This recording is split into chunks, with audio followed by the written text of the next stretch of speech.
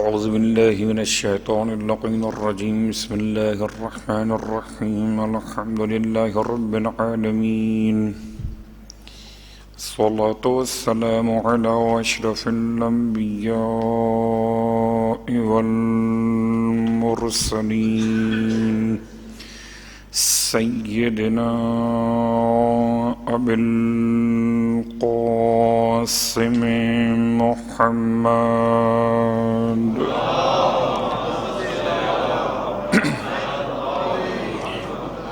وعلى أهل بيته الطيبين الطاهرين واللعنة الدائمة على أعدائهم أجمعين أما بعد فقد قال الله تبارك وتعالى في كلامه الحميد وفرقانه المجيد قوله الحق وهو أصدق القائلين بسم الله الرحمن الرحيم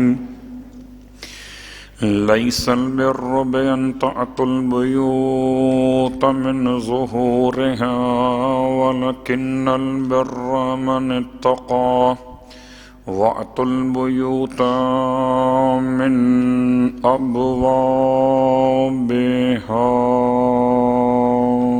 صلوات پڑھ لیں محمد وعلیہ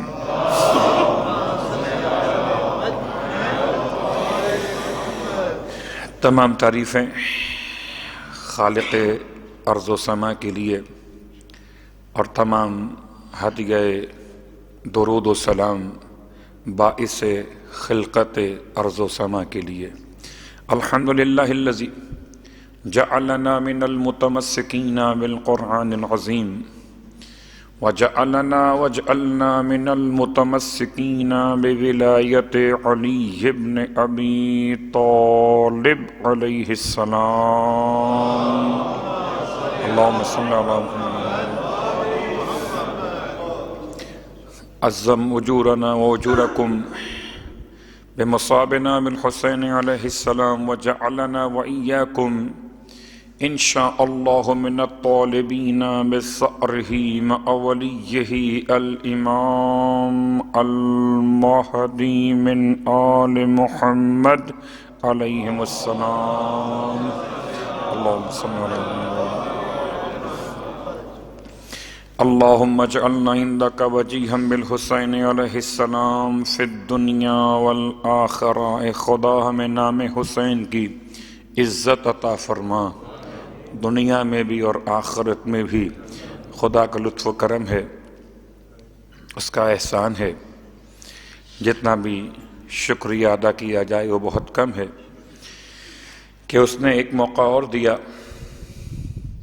کہ فرش عزائے سرکار سید الشہداء پر ذکر عباس علمدار کے لیے ہم اور آپ شرف حضوری حاصل کر رہے ہیں۔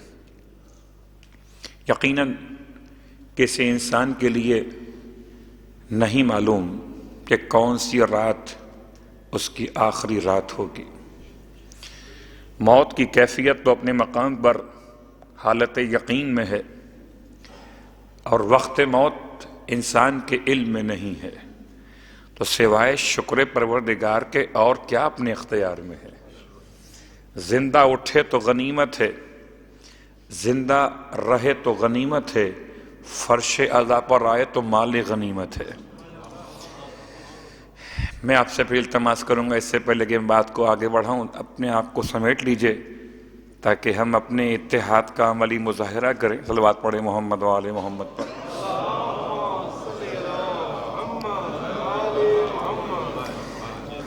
اس لیے کہ بہرحال عبادت جو ہے وہ اجتماعی عبادت ہے۔ مجلس انفرادی عبادت گھر میں بیٹھ کر ہو سکتی ہے، اجتماعی عبادت کے لیے اجتماع شرط ہے، اور اجتماع کے لیے صف بندی شرط ہے۔ جیسے جماعت کی صفیں ہوتی ہیں، جب تک صف اول میں جگہ رہے تب تک دوسری صف میں بیٹھنا مناسب نہیں ہوتا، الا یہ کہ انسان معذور ہو اور کرسی پر بیٹھ کر نماز پڑھنے والوں میں شامل ہو جائے۔ تو جو معذور ہیں، مجبور ہیں، دیوار سے لگے بیٹھے ہیں ان کے لیے زحمت نہیں ہے، جن میں ہمت ہے اور طاقت ہے ان کو فرش عزائے عباس کی احترام میں صفوں کے ساتھ بیٹھنا چاہیے کہ ہم سب کے سب ایک ہی صف میں شمار کیے جائیں۔ صلوات پڑھیں محمد و آل محمد۔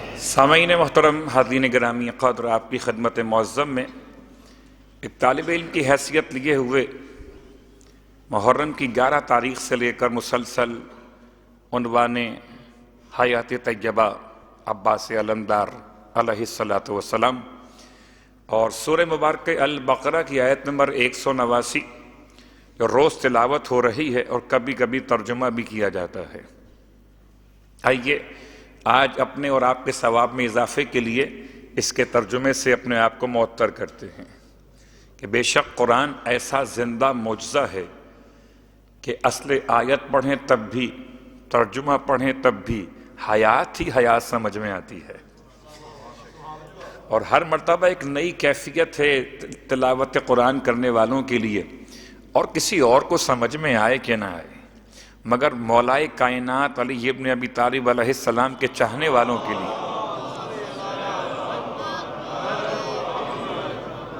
اس آیت کے ترجمے کے ساتھ ساتھ ایک چھوٹی سی بات جو بعض علماء نے تفسیر قرآن میں لکھی وہ آج بیان کروں گا۔ ترجمہ یہ ہے کہ لیس البر، نیکی یہ نہیں ہے کہ بِأَن تَأْتُوا الْبُيُوتَ مِن ظُهُورِهَا، کہ تم آؤ گھروں میں گھروں کے پچھلے حصے سے، وَلَكِنَّ الْبِرَّ، لیکن نیکی کیا ہے؟ من اتقى، نیکی یہ ہے کہ انسان تقوی اختیار کرے، وَأْتُوا الْبُيُوتَ مِنْ أَبْوَابِهَا، اور جب تم گھروں کی طرف آؤ تو تقوی کے ساتھ ساتھ یاد رکھو نیکی یہ بھی ہے کہ گھروں میں ان کے دروازوں سے داخل ہو جایا کرو۔ کوئی تو واقعہ پیش آیا ہوگا جس کی بنیاد پر اب یہ اپنے مقام پر ہے کہ کسی بھی واقعے سے آیت کو مخصوص تو کر سکتے ہیں، آیت کو محدود نہیں کر سکتے۔ تو کوئی واقعہ ہے، اس واقعے میں کہتے ہیں کہ زمانے جاہلیت میں جب کوئی احرام باندھ لیا کرتا تھا اور مناسک کے حج یا عمرے کے لیے تیار ہو جاتا تھا تو وہ اپنے گھر میں پھر دروازے سے داخل نہیں ہوتا تھا، بلکہ دروازے کے بجائے گھر کے پچھلی دیوار سے، بجائے دروازے کے گھر کی پچھلی دیوار سے، اب جیسے بھی داخل ہوتا ہو، وضاحت تو نہیں ہے، ہم نے تو سنا پاکستان میں کہیں جلسہ ہو رہا تھا تو دیوار توڑ کر کسی صاحب کے آنے کے لیے راستہ بنایا گیا، تو اگر دیوار توڑنے کی بات ہو تو شاید یہاں پر پھر تو مشکل ہو جائے گی کہ کیا ہر مرتبہ دیواریں توڑی جاتی تھیں، یا ویسے ہی عرب کا مزاج تھا زمانے جاہلیت میں کہ بدلتے تھے اپنے مزاج کو کہ احرام پہنا ہے، خدا کو لبیک کہہ دیا ہے اپنے اعتبار سے، تو اب اس نارمل جو راستہ گیٹ ہے، دروازہ ہے، اس سے نہیں جائیں گے، بلکہ جو بالکل اب ایب نارمل ہے وہاں سے داخل ہوں گے۔ یہ ایک سوچ تھی، جیسے کہ مثال بڑی آسان سی کہ وہ بجائے اس کے کہ احرام پہنتے، وہ بغیر لباس کے خانہ کعبہ کا طواف بھی کر لیا کرتے تھے، اور یہ سوچ کر کرتے تھے کہ اس لباس میں گناہ کیے ہیں تو یہ گناہوں کا لباس اتار کر ہم بغیر لباس کے طواف کریں مگر گناہوں کا لباس نہ پہنیں۔ ان کی سوچ تھی زمانے جاہلیت۔ تو عین ممکن ہے کہ دروازے کو چھوڑ کر دیوار سے کود کر جانا زمانے جاہلیت کی پہچان بن گئی۔ وہ الگ بات ہے کہ بعد میں اسلام لانے کے بعد کچھ کی وہ عادت پھر بھی برقرار رہی ہو، وہ اپنے مقام پر۔ صلوات پڑھ لیں محمد و آل محمد۔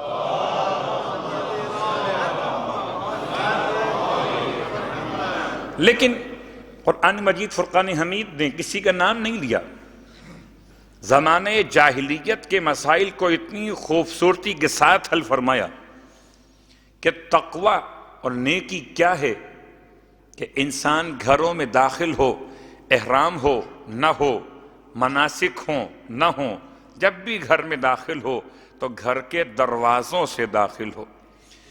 اور دروازے کی اہمیت پر جناب سرکار سید الشہداء کی ذات والا صفات کا دروازہ کون؟ لوگ سوال کرتے ہیں بسا اوقات کربلا پہنچ کر پہلے کہاں جائیں؟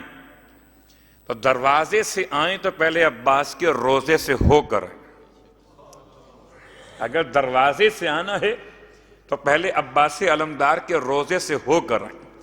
تو دروازے کی اہمیت، دروازے کا مطلب یہ نہیں ہے جیسے کہ بعض افراد اس زمانے میں اپنے حاجب رکھتے تھے۔ حاجب کو آج کے آسان زبان میں کہیے پرسنل سیکرٹری، ٹھیک؟ جب تک اس سے ٹائم نہیں لیں گے، جب تک اس سے رابطہ نہیں کریں گے تو وہ آپ ان صاحب سے نہیں مل سکتے، ٹھیک؟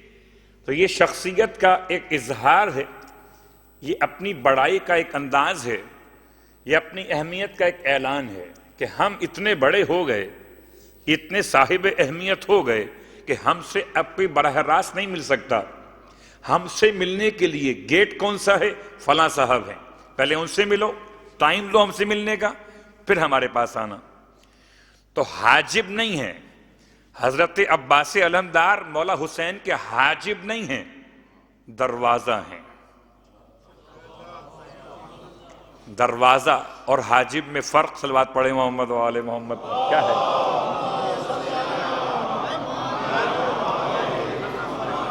حاجب کہتے ہیں حجاب اٹھانے والے کو، پردہ اٹھانے والے کو۔ حاجب کہتے ہیں نگران کو، چوکیدار کو، دروازے پہ کھڑا ہو، کون ملنے جائے گا اندر، کون نہیں جائے گا، جس کو چاہے روک دے، جس کو چاہے آنے دے۔ لیکن دروازہ روکتا نہیں ہے، حاجب روکتا ہے، دروازہ روکتا نہیں ہے۔ اور دروازہ حسین ایسے کھلا ہوا ہے جیسے کعبے میں شگاف، جیسے رسول کی مسجد میں حجرہ فاطمہ، رسول کی قبر تک جانے کا راستہ کھلا ہوا، ایسے حسین تک جانے کے لیے عباس ایسی ذات کے راستہ کھلا ہوا، کوئی حر بن کر آئے یا حبیب بن کر آئے، دروازے کا نام تو عباس ہے۔ تو مولا عباس علیہ السلام کی حیات طیبہ کے حوالے سے کچھ القابات بھی بیان ہوئے اور کچھ کنیتیں بیان ہوئیں۔ ایک اور کنیت آج، اور ایسی کنیت ہے کہ جتنا غور کرتا ہوں معرفت کے سمندر میں اتنا ڈوبتا جاتا ہوں۔ کیا کنیتیں آتا ہوں، اور یہ کنیتوں کا مسئلہ ایسا ہے کہ وہ بعض کنیتیں کے طور پر نہیں ہوتی، بلکہ کنیتیں لقب کے طور پہ ہوتی۔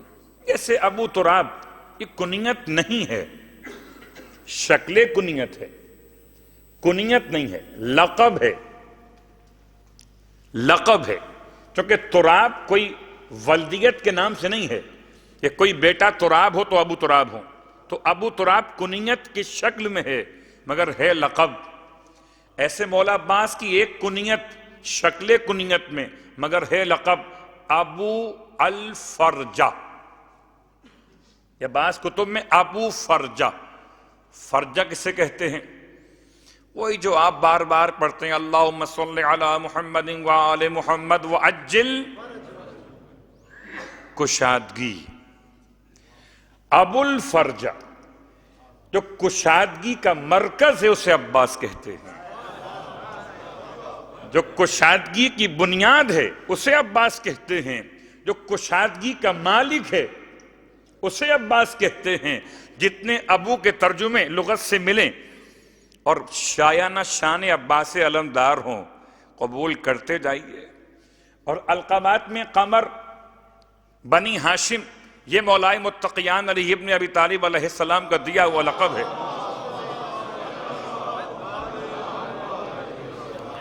اور اب ملا کے رکھیے گا، پورا عشرہ آپ کے ذہن میں آ رہا ہے آہستہ آہستہ۔ عباس ترجمہ آپ نے سن لیا تھا اور بہت اچھا سمجھ لیا۔ اب عباس کے اسم گرامی کے ساتھ لقب قمر بنی ہاشم بتا دیا کہ چہرہ کیسا ہوگا، قمر، جسے علی قمر کہیں، علی وہ جسے خدا قمر کہے، اور عباس وہ جسے علی قمر کہیں، تو بنی ہاشم کا قمر آپ نے اپنے خاندان سے عباس کو منسوب کیا، تو ننیہال والوں کو بھی جوش اٹھا، یعنی مولا عباس کی ننیہال، یعنی کہ آپ کی ماں کا خاندان، جناب ام البنین کا خاندان، انہوں نے کیا کیا کہ اچھا بنو ہاشم نے ہمارے شہزادے کو قمر کہہ کر یاد کیا ہے، تو ہم بھی تو کچھ کہیں، تو کہا قمر العشیرہ، پورے خاندان کا قمر، تو عشیرہ چلا وہاں سے، قمر العشیرہ، قمر العشائر، قمر القبائل، میں کہوں نہ بنو ہاشم نہ العشیرہ، سمجھانے کے لیے مولا کے الفاظ بنو ہاشم، سمجھانے کے لیے خاندان کے الفاظ العشیرہ، سمجھانے کے لیے علماء کے الفاظ العشائر والقبائل۔ قمر عباس وہ ہیں جو قمر کائنات ہیں، کائنات کے قمر، اللہ اکبر۔ تو القابات میں اور مولا عباس کی کنیتوں میں سفر طے کر رہے ہیں، اور آج ایک اور سفر اپنے عنوان پر علم عباس علمدار سے عصمت عباس علمدار تک کا سفر آج مکمل کرنا ہے۔ اس سے پہلے مولا عباس علیہ السلام کا ایک اور خاص، بلکہ دو اور بیان کرتے ہیں۔ پہلا ایک خاص وہ ہے سین بے عین، سبع القنطرہ، قاف نون توئیں رے اور گولتے، قنطرہ کہتے ہیں چھوٹے پل کو۔ اب آپ تو ماشاءاللہ یو اے ای میں رہتے ہیں، اور عرب امارات میں رہنے والوں کو تو عربی مجھ سے اچھی آتی ہے، لیکن یہ الگ بات ہے کہ ہم نے عربوں کو اردو سکھا دی اور خود کو عربی آئی کہ نہیں آئی نہیں معلوم، یہ الگ بات ہے۔ یعنی اس میں جو جوہر ہے ہمارا، صلوات پڑھے محمد و آل محمد۔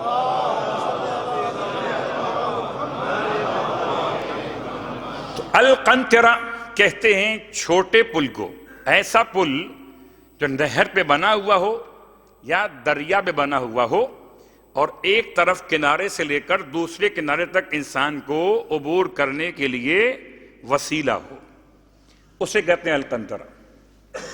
اور آپ کا لقب سبع القنطرہ، سبع کہتے ہیں حیوان کو، کون سے حیوان کو؟ جو آدم خور ہو، جو بہت زیادہ خوفناک ہو، اس سے تمام تر حیوانات بھی ڈرتے ہو۔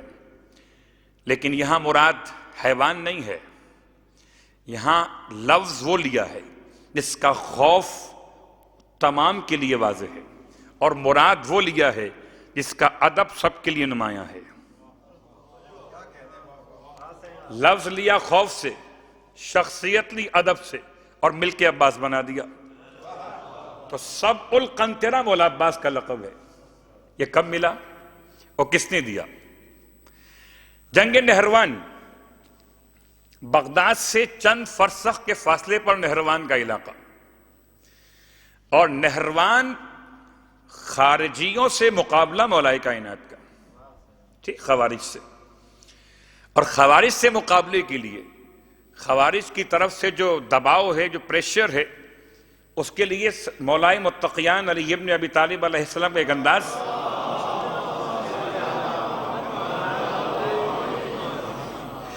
ایک نہروان جہاں سے لوگ آ رہے تھے ان کی امداد کے لیے خوارج، امام نے اس پل پر پہرا بٹھا دیا تاکہ وہاں سے ان کی کمک مزید نہ آ سکے۔ یہ طریقہ جنگ کا آپ کو معلوم ہے کہ راستے روکے جاتے ہیں کہ دشمن کی امداد میں اضافہ نہ ہونے پائے۔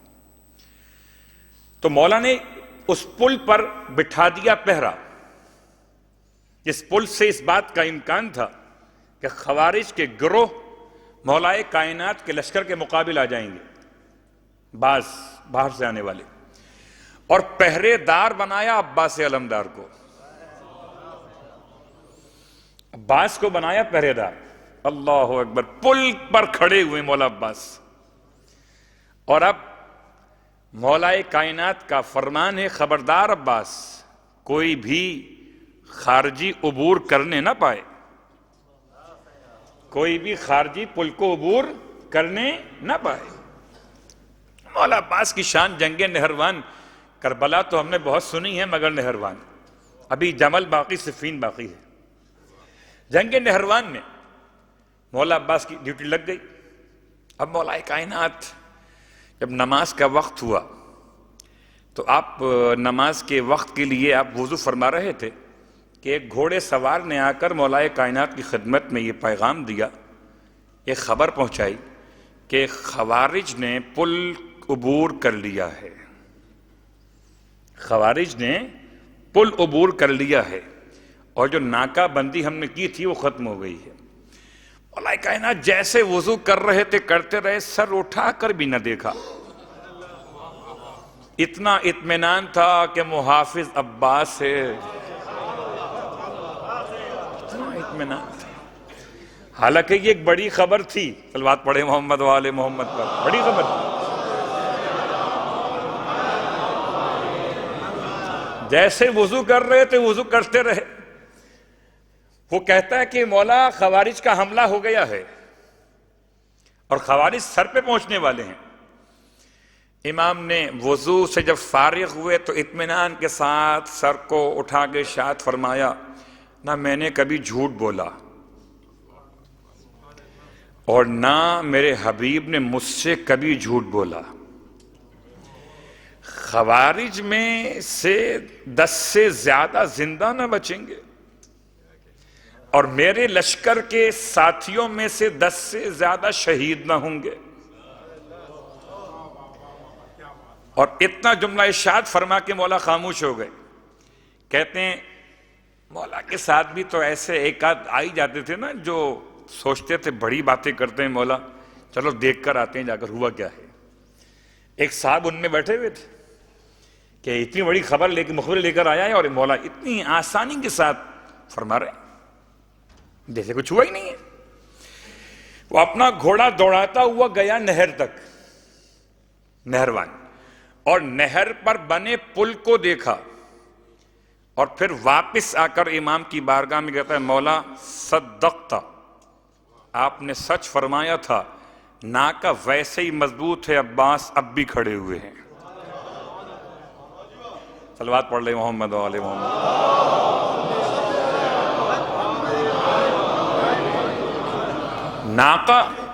ناکہ جو ناکہ بندی تھی نا اب بھی مضبوط ہے۔ تو سب القنطرہ، خوارج دیکھ کے بھاگتے تھے تلوار کو مولا عباس کی، ایسے بھاگتے تھے جیسے خارش زدہ کتا بھاگتا ہے۔ یہ الفاظ میں نے کتاب میں پڑھے تو پڑھ رہا ہوں، ورنہ ممبر سے نہیں پڑھتا میں الفاظ۔ جیسے کوئی خارش زدہ کتا بھاگتا ہے، جیسے بھیڑ بکریاں کسی بھیڑیے کو دیکھ کر بھاگتی ہیں، ایسے نہروان بھی، ایسے کربلا بھی۔ مولا عباس کی تلوار کو دیکھ کر، مولا عباس کی تلوار کو دیکھ کر لڑنا تو بہت دور کی بات ہے، کھڑے ہونا ممکن نہ ہوتا تھا، لڑنا تو بہت دور کی بات ہے۔ تو کسی خارجی میں مجال نہیں تھی کہ پل کو پار کر لیتا۔ مولا عباس پہ اعتماد مولا کائنات کا، اور اب اس اعتماد کے ساتھ سرکار سید الشہداء کا اعتماد سن لیجئے۔ اور کیا ناز تھا مولا عباس پر، ایک خاص لقب آپ کو عطا کیا سرکار سید الشہداء نے، وہ ایک کبش الکتیبہ، کاف کتاب والا بے شین، کبش الکتیبہ، کتیبہ بھی کتاب سے نکلا ہوا لفظ، کتیبہ، کبش الکتیبہ۔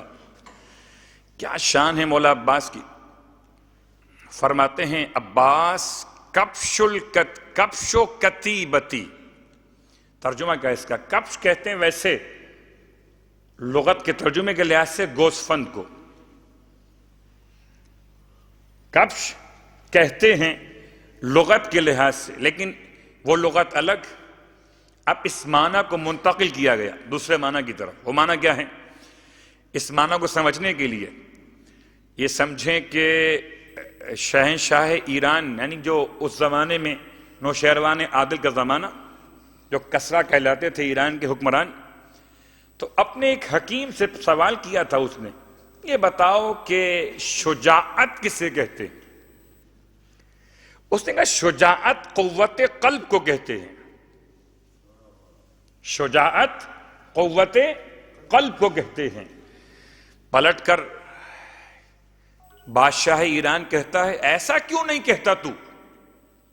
حکیم تو ان کے خریدے ہوئے ہوتے تھے نا، ایسا کیوں نہیں کہتا تو کہ قوت بازو کو شجاعت کہتے ہیں؟ کہنے لگا قوت بازو بھی قوت قلب سے ہی تو آتی ہے۔ تو کبش کا ترجمہ وہاں سے منتقل ہوا۔ کبش کہتے ہیں اس کو جب کوئی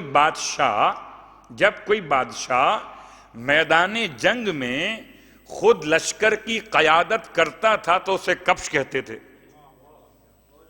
میدان جنگ میں جب کوئی بادشاہ خود، اللہ اکبر، اور یہ سرکار سید الشہداء کا جملہ فرماتے ہیں عباس کبش و کتیبتی، عباس میرے لشکر کا سپہ سالار ہے۔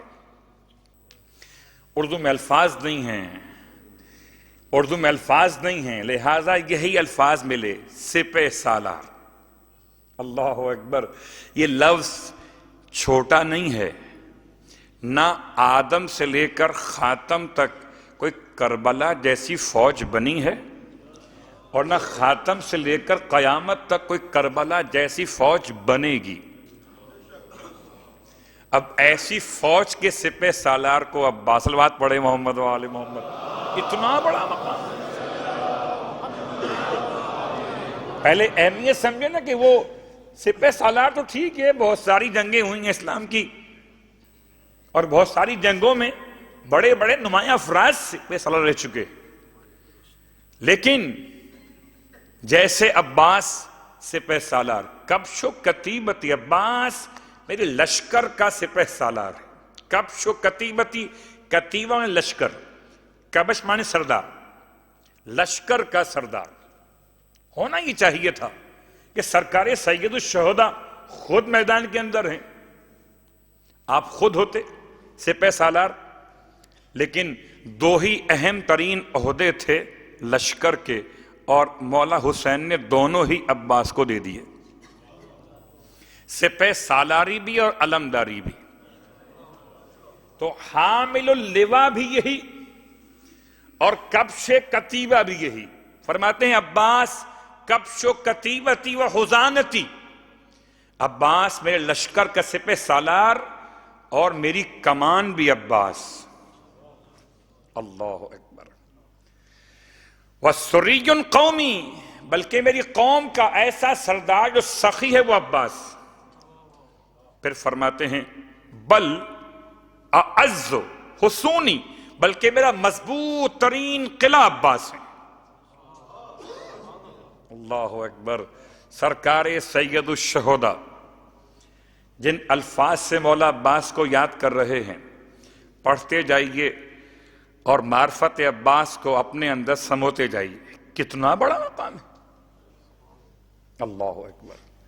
اور ہمارے اور آپ کے اذہان میں بس ایک ہی جملہ بیٹھا ہوا ہے، عباس نام رکھو گے تو بچہ غصہ ور، صلوات پڑھے محمد و آل محمد۔ شان عباس دیکھیں، مقام عباس کیا ہے۔ اللہ اکبر۔ اور یہ جو لفظ کبش استعمال ہوا، یہ تاریخ اسلام میں اس سے پہلے کسی کے لیے استعمال نہ ہوا سوائے ایک روایت کے کہ مالک آلشتر کو کبش کہا گیا، مگر اس کے علاوہ کسی اور کے لیے، مالک آلشتر کے لیے بھی روایت بہت ضعیف ہے۔ اسلام میں آقا عباس سے پہلے اور نہ آقا عباس کے بعد، اللہ اکبر، کوئی کبش نہیں کہلایا۔ چلیں بات یہاں تک مکمل ہوئی، اور ابھی علم عباس علمدار، کیا عباس کا علم تھا، اور یہ میں اشارے میں دو دن سے کہہ رہا ہوں، علم اگر ہے تو انسان عصمت سے قریب ہے، علم نہیں ہے عصمت سے بہت دور ہے۔ ساری نجاستوں کو جاہلیت کہیے اور ساری طہارت کو علم کہیے۔ عباس معصوم ہیں یا نہیں، اس کا فیصلہ روایتوں سے اور آیت سے کرتے ہیں۔ لفظ معصوم کا ترجمہ کیا ہے؟ ہمارے اذہان میں بچپنے سے لے کر اب تک ایک وہ سبق جو ماں نے پڑھا دیا تھا کہ امام 12 ہیں اور معصوم 14 ہیں، اب دنیا ادھر کی ادھر ہو جائے، امام 12 ہی رہیں گے اور معصوم، تو 15ویں معصوم کی گنجائش نہیں ہے۔ یہ ہے بچپن کا پڑھایا ہوا سبق۔ اب لاکھ تعویلیں پیش کی جائیں، لاکھ باتیں بیان کی جائیں، لیکن معصوم 14۔ تو آئیے معصوم کا ترجمہ کیا ہے؟ معصوم کا لفظ ہے عصمت کے لفظ سے ماخوذ۔ عصمت کا ترجمہ ہے روکنا، منع کرنا، حفاظت کرنا، پناہ عطا کر دینا، روک کے رکھ لینا۔ یہ تمام معنی عصمت کے کیے گئے، حفظ و وقایت و نگہداری و رکاوٹ، روک دینا۔ اور قرآن میں استعمال ہوا، یہ بہت تلاش کیجئے تو ایک خاص مقام آپ کو ملتا ہے سورہ ہود کے اندر، آیت نمبر 43۔ حضرت ہود علی نبینا علیہ السلام، کیا شان ہے آپ کی اور کیا امتحان ہے آپ کا کہ جناب ہود علیہ السلام کے واقعات میں پڑھ لیجئے تو ان کے حوالے سے، اور جناب نوح علیہ السلام کے واقعات میں، نام ہود کا، واقعہ نوح کا، سورہ ہود واقعہ نوح، آیت نمبر 43۔ الفاظ کیا ہیں؟ جب آپ نے اپنے بیٹے کو آواز دی کہ آؤ، جناب نوح علیہ السلام نے، آؤ کشتی میں آگے بیٹھ جاؤ، بیٹا کہنے لگا قال سآوی الی جبل، پورا واقعہ موضوع نہیں ہے، لفظ عصمت نکالنا ہے صرف۔ قال سآوی، کہنے لگا، آوی یعنی پناہ لینا، جیسے مأوا پناہ گاہ۔ قال سآوی، ان قریب میں پناہ لے لوں گا، الی جبل، ایک پہاڑ کی، یعصمنی من الماء، یعصمنی من الماء، جو مجھے بچا لے گا پانی سے۔ تو بچانے کو عصمت کہتے ہیں، وہ مجھے بچا لے گا پانی سے۔ ٹھیک بات واضح ہو گئی؟ تو قرآن سے عصمت کے معنی بچاؤ۔ جواب میں جناب نوح علیہ السلام سورہ ہود فرماتے ہیں قال لا عاصم اليوم، آج کوئی نہیں بچانے والا، من امر اللہ، اللہ کے حکم سے، اللہ کے امر سے، الا من رحم، سوائے اس کے جس پہ خدا اپنی رحمت کو نازل کر دے۔ آج نہیں بچے گا، لا عاصم۔ اب بہت قریب الفاظ ہیں، ایک ہے آسی، ایک ہے عاصم۔ آسی جو نہ بچ سکے، گناہ کر بیٹھے، عاصم جو بچ جائے اور گناہ نہ کر سکے، گناہ نہ کرے، نہ کر سکے نہیں، صلوات پڑھے محمد وآل محمد، بڑا فرق الفاظ۔ اب آئیے اور آسان کرتے ہیں بات کو۔ عصمت کے معنی میں سے پہلے بات ہم یاد کر لیں کہ اختیار گناہ کے بعد، اختیار گناہ کے بعد عصمت کی 2 قسمیں ہیں۔ یہ لفظ اختیار گناہ کہیں بہت وزنی نہ ہو جائے تو اس کو میں آسان کر دیتا ہوں کہ اختیار گناہ کا لفظ میں نے اس لیے استعمال کیا کہ کوئی معصوم کا ترجمہ مجبور نہ کر دے کہ معصومین 14 معصوم گناہ کر نہیں سکتے تھے، نہیں کر سکتے تھے، تو پھر نہیں کر سکتے تھے تو اس میں ان کا اپنا کمال کیا تھا؟ دلیل چاہیے بھائی۔ یہ گلاس خود بخود کسی کو نقصان نہیں پہنچا سکتا، تو اس میں گلاس کی تعریف ہے؟ کوئی ہے تعریف؟ نہیں ہے نا۔ اس میں کیا کمال ہے؟ کمال کس میں ہے؟ چلیے اس کا اور آسان کر لیں۔ کبھی کبھار ہمارے یہاں لفظ استعمال ہوتا ہے، خیر اب میں بہت دفعہ مثال دے بھی چکا ہوں، اشارہ کرتا ہوں خالی، کہ مجلس میں آئے اور چپل رہ گئی، گم ہو گئی، لوگ کہتے ہیں گھبرائیے مت، دوبارہ واپس آئیں گے۔ مقدس زیارتوں پر لوگ کہتے ہیں کہ اگر آپ کی نالین شریف گم ہو گئی تو دوبارہ واپس آئیں گے۔ یا کبھی ایسا ہوتا ہے کہ لوگ کہتے ہیں نہیں بھائی گھبرائیے مت، صدقہ گیا. ہاں، کبھی جیب کٹ گئی صدقہ گیا، کبھی چپل گم ہو گئی صدقہ گیا. تو صدقہ خدا کے ٹیکس کے طور پہ لیتا ہے کہ تمہیں پتہ بھی نہ چلے اور صدقہ بھی نکل جائے. تو یہ صدقہ نہیں ہے، یہ تو جیب کٹی ہے، اس میں کوئی ثواب نہیں ہے. جب آپ کو کچھ نہ مل سکا جیب کٹنے کے بعد تو اب تسلی قلب کے لیے کہتے ہیں چلو صدقہ گیا. صدقہ جاتا نہیں، صدقہ دیا جاتا ہے. تو اب یہ مجبوری. ایک مثال اور لے لیجئے کہ آج کل تو رسم بسم اللہ بہت کم ہو گئی. رسم عقیقہ اپنے مقام پر ایک موضوع ہے، رسم سالگرہ بہت چل رہی ہے ماشاءاللہ سے، کہ انسان کو سالگرہ خوب یاد ہے. رسم بسم اللہ، تو بسم اللہ جب پڑھائی جاتی تھی ایک زمانے میں، وہ چاندی کا قلم، چاندی کی تختی ہوتی تھی اور زعفران کی روشنائی بنائی جاتی تھی. اور پھر معلم جو تھا، پڑھانے والا جو تھا، وہ بسم اللہ لکھواتا بھی تھا، صرف پڑھاتا ہی نہیں تھا، لکھواتا بھی تھا. ربی یسر ولا تعسر وتمم بالخیر، یہ ان دعاؤں میں شامل تھی لکھوائی جن دعائیں. بسم اللہ الرحمن الرحیم لکھوایا. اب بچے کا ہاتھ معلم کے ہاتھ میں، بچے کے ہاتھ میں قلم تو ہے مگر بچے کا ہاتھ آزاد نہیں ہے. اب اگر اچھا لکھا تو بچے نے کیا خاک لکھا؟ معلم نے لکھا. اور اگر خراب لکھا تو بچے نے کیا خراب لکھا؟ جو لکھا معلم نے لکھا. اگر خدا نے 14 کو بنایا ہی ایسا کہ گناہ کر ہی نہیں سکتے تھے تو اس میں تو خدا کی تعریف ہو گئی. صلوات پڑھیں محمد و آل محمد. یہ اتنی تمیز مجھے کہنی پڑی کہ میں نے الفاظ استعمال کیے تھے. اختیار گناہ کے بعد، آپ نے بہت سنی مجلس عصمت کے موضوع پر، اختیار گناہ کے بعد عصمت کی 2 قسمیں ہیں. ایک عصمت واجب، عصمت ذاتی ہے. ایک عصمت عرضی اور کسبی ہے. عصمت ذاتی، عصمت واجب وہ ہے جو خدا نے منصب کے ساتھ مخصوص کی ہے.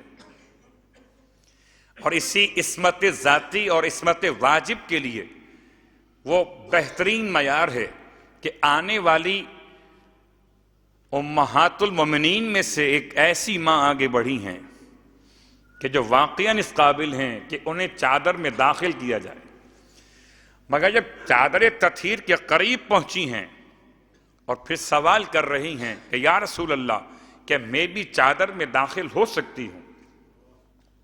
اللہ اکبر.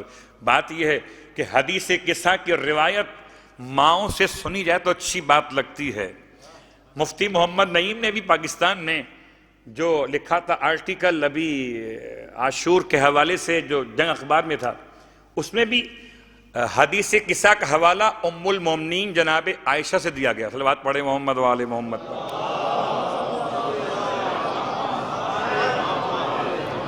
آپ تلاش کر لیجئے گا، ابھی بھی ہے، اسی سال کی بات کر رہا ہوں میں. تو ماؤں سے سنیے مزہ آتا ہے کہ گھر کی بات ہے نا. تو ام سلمہ آگے بڑھی تھی اور روک دیا. انما یرید اللہ لیذھب عنکم الرجس اہل البیت ویطہرکم تطہیرا.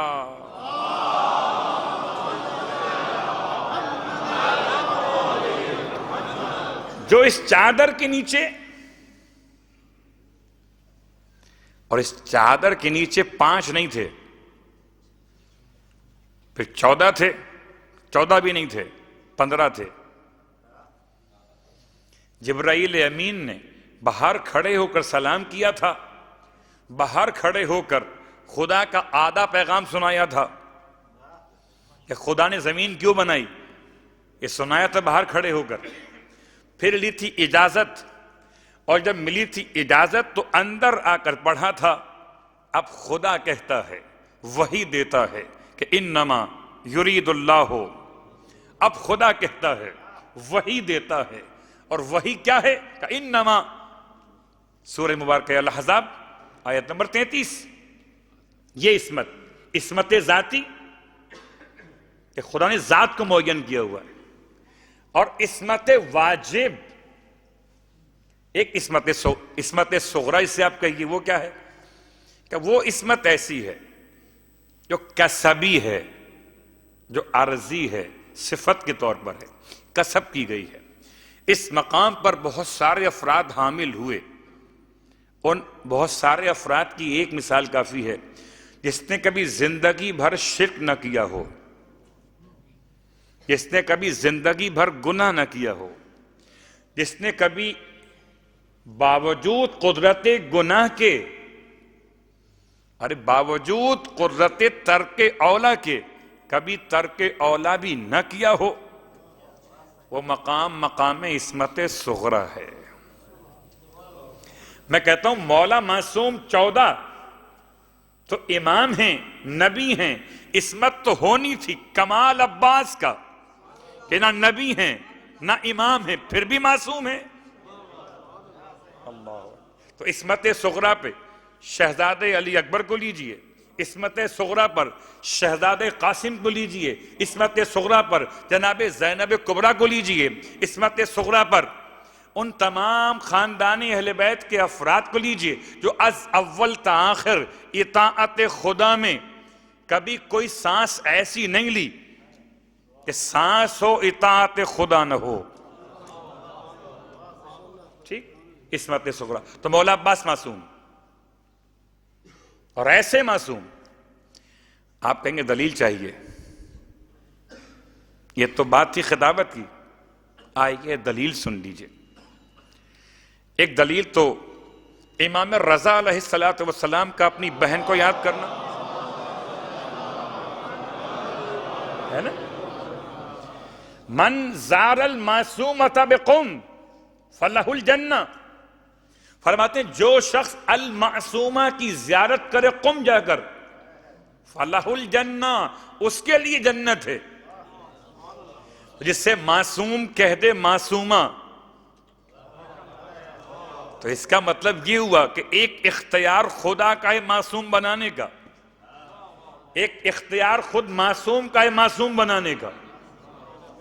تو بات یہ ہے کہ معصومہ قم کو امام رضا معصومہ کہیں، اور عباس علمدار کی عصمت کے لیے علی ابن ابی طالب اپنی آنکھوں کی ٹھنڈک کہیں۔ نا سلوات، آپ کی سلوات میں جان نہیں ہے، جان نہیں، تھک گئے، اور اب آپ کی مرضی سلوات آہستہ پڑھیں زور سے پڑھیں، میں تو ایسے ہی پڑھوں گا، چیخوں گا نہیں۔ اللہم صلی اللہ علیہ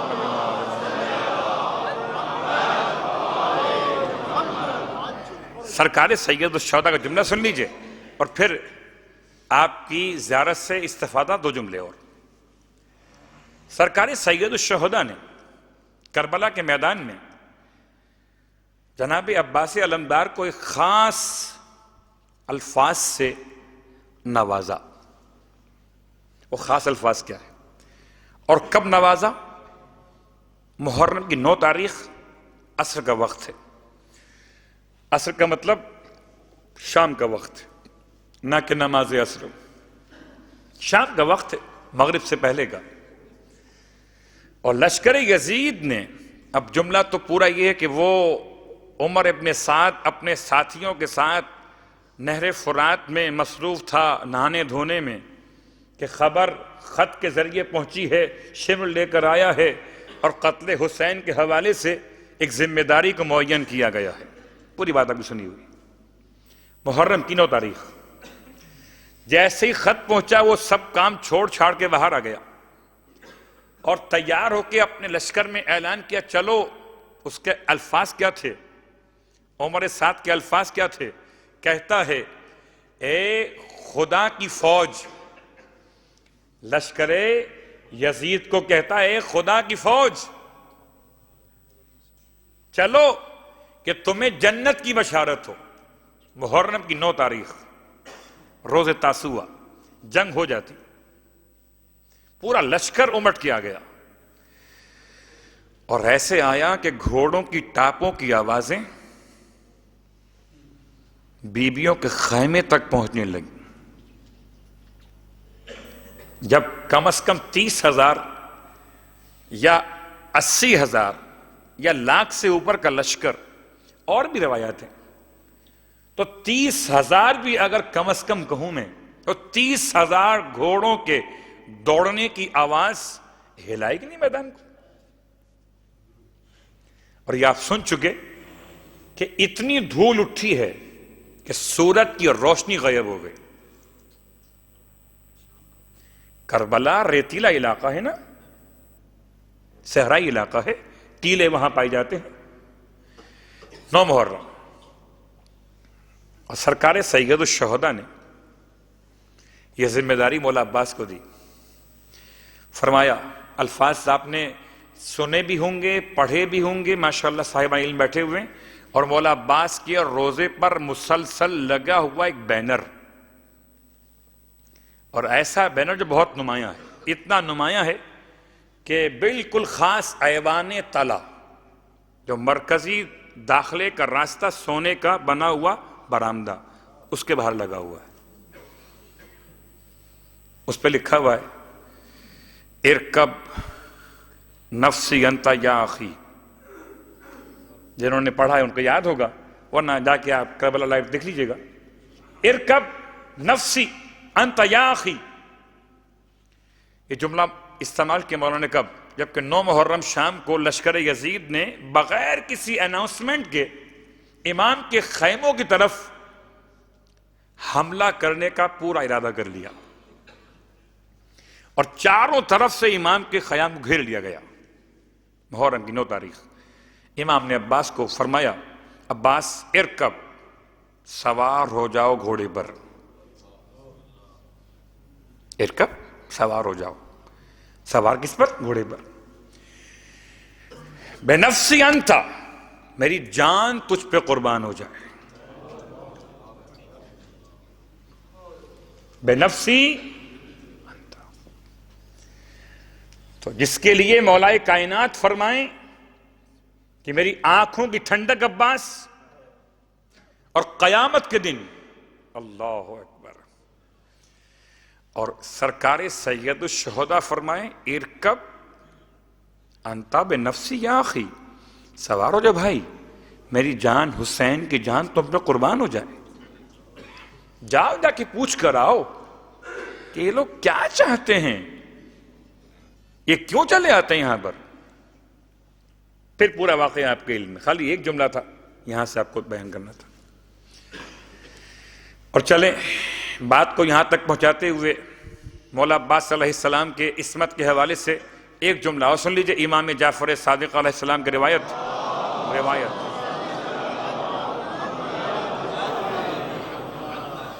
مفضل بن عمرو سے امام فرماتے ہیں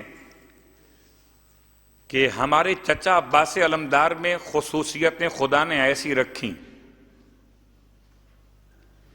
جن خصوصیتوں سے ان کو الگ امتیاز دیا گیا ہے. ایک آپ بصیر تھے، ایک آپ عارف تھے، ایک آپ کامل الایمان تھے، ایک آپ عابد تھے، اور ایک آپ مرد مجاہد. امام نے الفاظ گنوانا شروع کیے، اوصاف مولا عباس علیہ السلام، چھٹے امام کے الفاظ. اور چھٹے امام کے الفاظ میں جو زیارت نامہ ہے اس نے مولا عباس کی عصمت کو سمجھایا ہے. کیسے؟ کہ پہلا جملہ سلام اللہ ہے، وَسَلَامُ مَلَائِكَتِهِ الْمُقَرَّبِينَ وَأَنْبِيَائِهِ الْمُرْسَلِينَ وَجَمِيعِ الشُّهَدَاءِ وَالصِّدِّقِينَ وَجَمِيعِ عِبَادِ اللَّهِ الصَّالِحِينَ فِيمَا تَقْتَضِي وَتَرُوحُ عَلَيْكَ يَا ابْنَ أَمِيرِ الْمُؤْمِنِينَ. اللہ کا سلام ہو، اللہ کا سلام ہو، اللہ کے مقرب فرشتوں کا سلام ہو، اللہ کے انبیاء مرسلین کا سلام ہو، تمام شہداء کا، صدیقین کا، اور تمام خدا کے نیک بندوں کا سلام ہو. کس پر اور کب؟ فیما تغتدی و تروح، ہر صبح اور ہر شام علیک یبن امیر المومنین، تجھ پر اے امیر المومنین کے بیٹے۔ مولا عباس کی زیارت کی ابتدا، صرف میں نے ترجمہ کیا ہے تاکہ عصمت کے لفظ کو آسان کر کے آپ کی خدمت میں آج مکمل کر دوں، کیونکہ اب وقت نہیں رہا، دن ختم ہو رہے۔ اور زیارت کا ایک حصہ وہ جہاں پر آپ فرماتے ہیں فَلَعَنَ اللَّهُ أُمَّةً قَتَلَتْكَ، اس گروہ پر خدا کی لعنت جس نے آپ کو قتل کیا۔ وَلَعَنَ اللَّهُ مَنْ ظَلَمَتْكَ، وَلَعَنَ اللَّهُ أُمَّةً اسْتَحَلَّتْ مِنْكَ الْمَحَارِمِ وَانْتَهَكَتْ فِيكَ حُرْمَةَ الْإِسْلَامِ، اور اس گروہ پر لعنت خدا کی جس نے آپ کی حرمت کو پامال کیا، اور جس نے آپ کی حرمت کو پامال کیا اس نے اسلام کی حرمت کو پارا پارا کر دیا۔ حرمت اسلام کیا عصمت کے بغیر ہو سکتی ہے؟ اللہ اکبر، بہت بڑا جملہ ہے، تفصیل کا وقت نہیں ہے، میں نے ترجمہ کر دیا ہے۔ کیا ایک عام شہید، کیا ایک عام عابد، عام نمازی، عام زاہد، عام متقی، عام فرزند ائمہ، اس کی شہادت کیا اسلام کی حرمت کو پامال کرنے کے برابر ہو سکتی؟ جن الفاظ میں مولا عباس کو یاد کیا گیا وہ الفاظ ایسے ہیں کہ سوائے زبان وحی چوسے ہوئے ائمہ اہل بیت کے اور کون بتا سکتا ہے کہ عباس کیا ہیں؟ اور لیجئے آج کی حد تک بات کو یہاں روکتے ہوئے سوچ کر تو آیا تھا کہ آج علم کا موضوع شروع کریں گے، لیکن وقت ختم ہو رہا ہے، اور مجھے مولا عباس علیہ السلام کی زیارت کے حوالے سے جملہ زبان پر آ گیا کہ امام نے کس طرح تعلیم فرمایا سلام کیسے کیا جائے۔ آئیے کچھ فضیلت زائر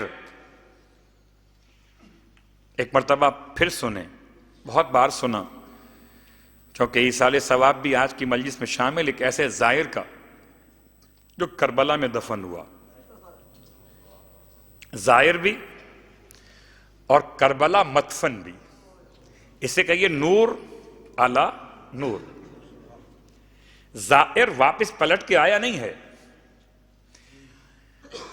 زیارت کربلا مولانا، وہ ایک جملہ کافی ہے، تفصیل میں جائے بغیر خالی ایک بات کہتا ہوں کہ بصرہ کا رہنے والا ایک تاجر اپنی وصیت میں لکھتا ہے کہ مجھے مرنے کے بعد نجف میں مولائے کائنات کے جوار میں دفن کر دینا۔ جوار کا مطلب روزے کا علاقہ یا باہر قبرستان والی سلام، اور وصیت کی اور مر گیا۔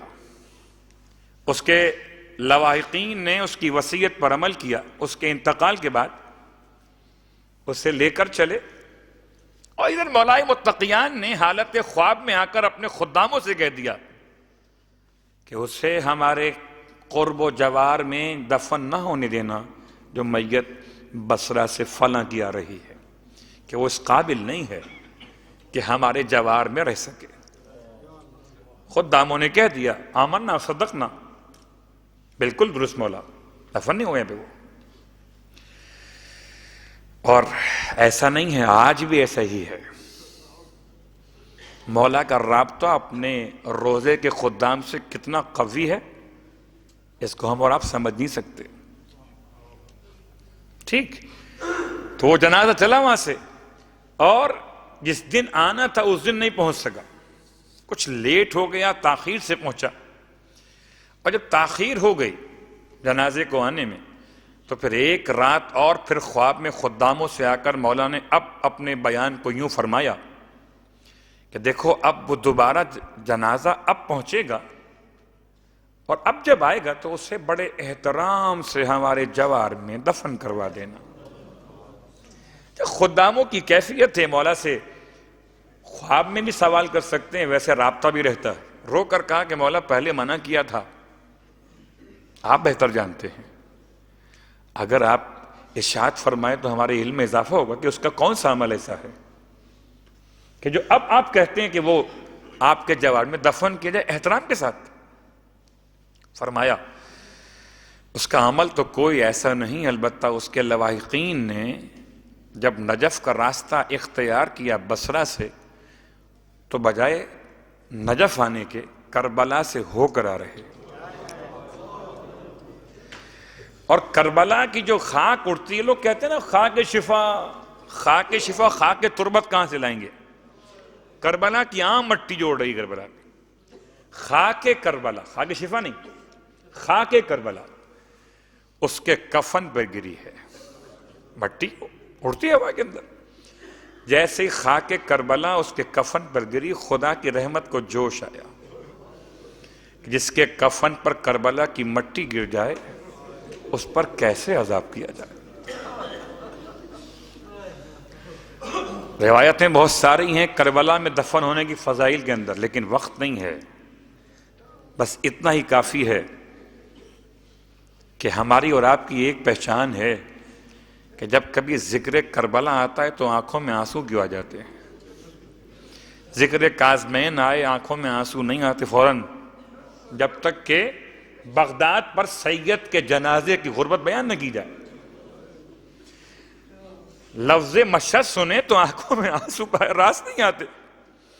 لفظ نجف، لفظ مدینہ محترم ہیں، بس سر و چشم، آنکھوں میں آنسو بس کربلا کا.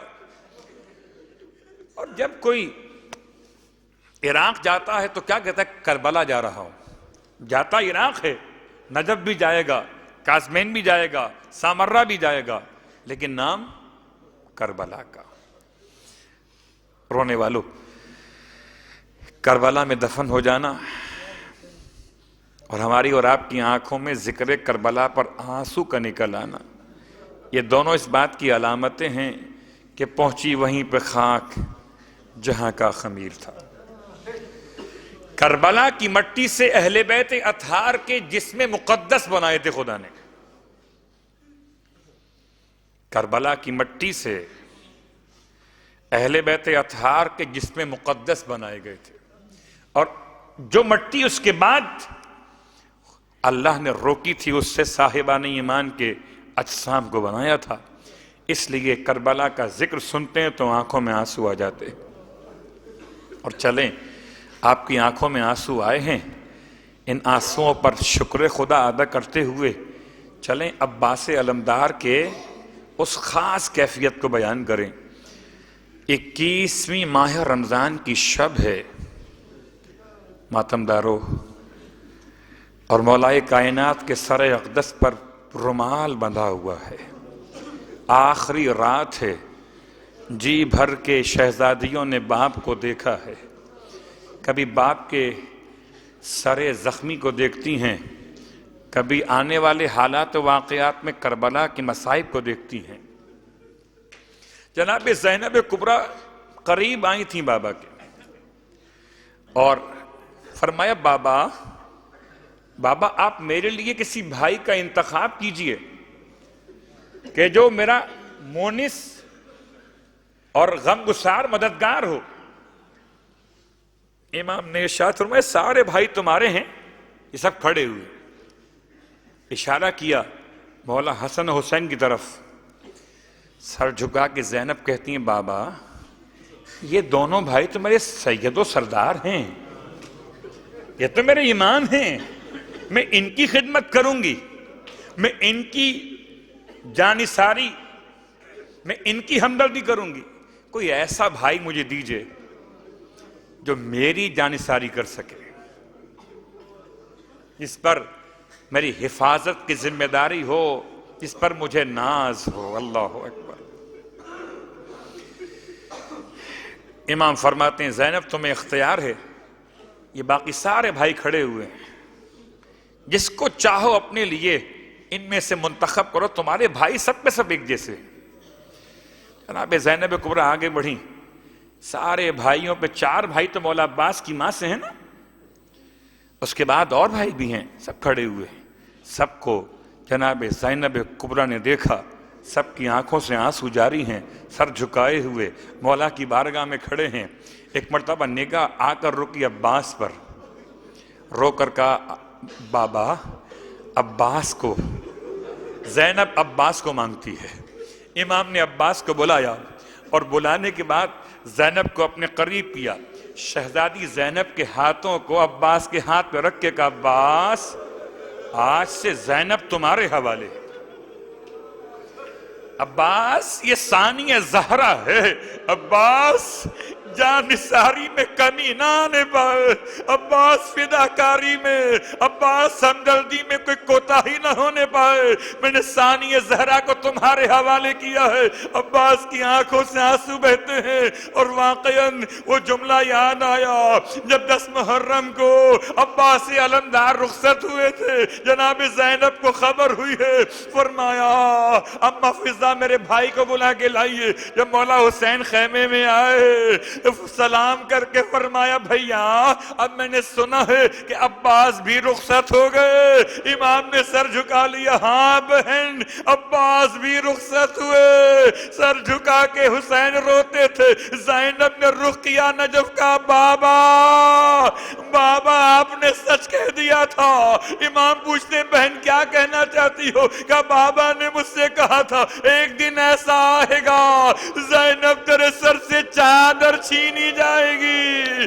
رونے والوں بیوی فرماتی ہیں بھیا مجھے یقین نہیں آتا تھا کس طرح سے ہو سکے گا، عباس جیسا بھائی جس کا جانثار ہو، غم گسار ہو، جس کا ہمدرد ہو، اس کے بہن کے سر سے چادر کو چھین لے۔ لیکن بھیا آج یقین آ گیا۔ رونے والوں بس ایک جملہ سننا، آپ کو جتنا ماتم کرنا ہے ماتم کر لینا، خدا کوئی غم نہ دے۔ مدینے میں کسی نے چوتھے امام سے سوال کیا تھا کہ مولا میرے کچھ ساتھی کربلا میں تھے اور انہوں نے کربلا کے واقعات کو دیکھا ہے، وہ عجیب بات بیان کرتے ہیں کہ شہیدوں کے سر کاٹے جا رہے تھے اور ایک ایک شہید کا سر نو کے سینہ پہ سوار کیا جاتا تھا، لیکن مولا میرے دوستوں نے بیان کیا کہ ایک سر ایسے شہید کا تھا کہ جس کو ایک مرتبہ نو کے سینہ پر بلند کیا، نو کے سینہ کی بلندی سے زمین پہ گر پڑا، دوسری بار پھر بلند کیا گیا، پھر گر پڑا، تیسری بار پھر بلند کیا گیا۔ مولا میرے دوست کہتے ہیں اس غریب کے سر کی حالت عجیب تھی، جب نو کے سینہ پر نہ رک سکا تو رسی سے باندھ کر اسے گھوڑے کے گلے میں لٹکایا گیا۔ مولا میرے دوست کہتے ہیں جب گھوڑا سر جھکا کے چلتا تھا تو اس غریب کا سر زمین کربلا پر خط کھینچتا تھا، اور جب گھوڑا سر اٹھا کے چلتا تھا تو گھوڑے کے پیروں کی ضربات اس غریب سر پہ لگتی تھی۔ رونے والوں سوال کرنے والا کہتا ہے مولا اتنا بتا دیجئے، نہیں پہچان سکے میرے دوست کہ وہ سر کس شہید کا تھا۔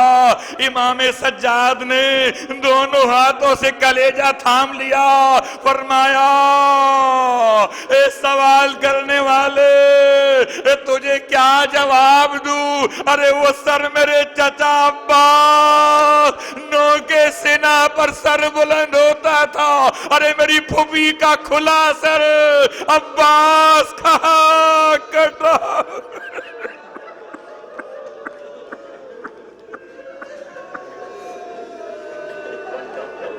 اللہ ولعنۃ اللہ علی القوم الظالمین وسيعلم الذين ظلموا أي منقلب ينقلبون۔ بار اللہ واسطہ محمد و آل محمد کا پروردگار، عباس علمدار کا واسطہ مالک، تمام تر مانگنے والوں کی تمام تر حوائج شرعیہ کو پورا فرما۔ بار اللہ واسطہ محمد و آل محمد کا، عباس علمدار کا واسطہ پروردگار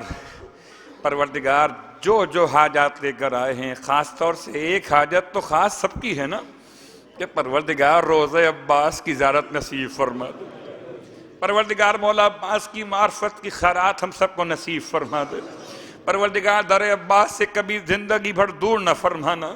پروردگار واسطہ محمد و آل محمد کا، عباس علمدار کے چہرہ اقدس کا واسطہ، سر مبارک کے مصائب کا واسطہ، پروردگار زینب کے کھلے سر کا واسطہ، وہ جو زینب کا مددگار تھا اس کے مصائب کا واسطہ پروردگار تمام تر ماتم داران کی حفاظت فرما۔ جہاں جہاں فرش عذاب بچھائے جا رہے ہیں تمام تر ماتم کے لیے، مجلس کے لیے آنے والوں کا تحفظ فرما۔ بہر اللہ واسطہ محمد و آل محمد کا تمام باطل قوتوں کو نیست و نابود فرما۔ بہر اللہ واسطہ محمد و آل محمد کا پروردگار کوئی غم نہ دے سوائے غم آل رسول کے۔ بہر اللہ واسطہ محمد و آل محمد کا واسطہ امام زمانہ علیہ السلام کے پروردگار جو بیمار ہیں ان تمام کو شفائے کاملہ عطا فرما۔ بہر اللہ واسطہ محمد و آل محمد کا ایک مومنہ کے لیے دعا کی التماس سے مالک انہیں صحت و سلامتی عطا فرما۔ بہر اللہ واسطہ محمد و آل محمد کا ایک مومن نے دعا کی اپیل کی اپنی بہنوں اور بھائیوں کے لیے مالک ان کے لیے بھی اور تمام صاحبان ایمان کے لیے پروردگار دعا کرتے ہیں مولا عباس کا واسطہ گھروں میں اتحاد، اتفاق، محبتیں، وسعت رزق عطا فرما۔ اختلاف، نفرتیں، کدورتیں، تمام رنجشوں کو دور فرما دے۔ بہر اللہ واسطہ محمد و آل محمد کا پروردگار معیشت صاحبان ایمان کو مستحکم فرما۔ پردیس میں رہنے والوں کے تمام تر مسائل و مشکلات ویزے کے عنوان سے، ارباب کے کفیل کے عنوان سے تمام مشکلات کو دور فرما دے۔ بہر اللہ واسطہ محمد و آل محمد کا امام زمانہ علیہ السلام کے ظہور میں تعجیل فرما۔ ہم سب کو امام علیہ السلام کے ادنی ترین خدمت گزاروں میں شامل فرما۔ ایک مرتبہ سورہ الحمد اور 3 مرتبہ سورہ اخلاص کی تلاوت کی التماس سے اس زوار کے لیے جو 3 محرم کو کاظمین میں انتقال کر کے پھر کربلا میں دفن ہونے کی سعادت حاصل کر گیا، زوار ملک اختر حسین اور ابن اشفاق حسین مرحوم اور خاندان کے تمام مرحومین کو شامل فرماتے ہوئے ان کے اور تمام تر ارواح مومنین و مومنات تمام شہداء ملت کے لیے الفاتحہ۔ بسم اللہ الرحمن الرحیم۔